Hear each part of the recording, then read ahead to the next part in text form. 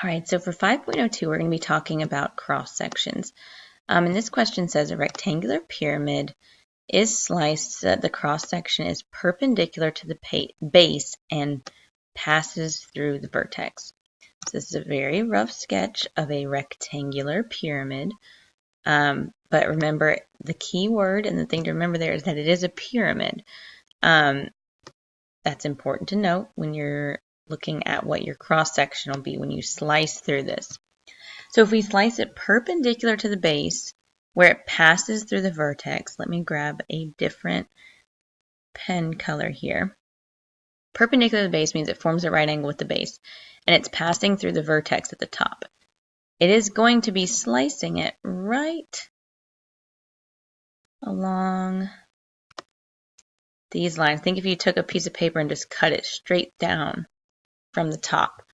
The shape of the cross section, look at what it looks like. That looks like a triangle. That is perpendicular to the base, forming a right angle with the base and passing through the top, passing through the vertex, and it is a triangle. This one says, what is the area of the two-dimensional cross section that is parallel to face ABC? This may look familiar from class. The only thing we have to do here, it says parallel to face ABC. That means that it's any cross section that we slice horizontally, which will make it parallel to that top face there. And it is going to be a triangle with that height, or excuse me, the height of 8 and the base of 15. So all you have to do is 1/2 base times height.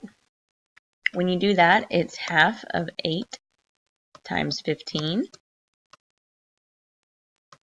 And I'm putting those out of order because 8 is actually the height and 15 is the base. But multiplication order doesn't matter, so that's good. All you have to do is put this into your calculator, and you'll do half of 8 times 15, and you will get 60 there, 60 square feet for the area of that cross section.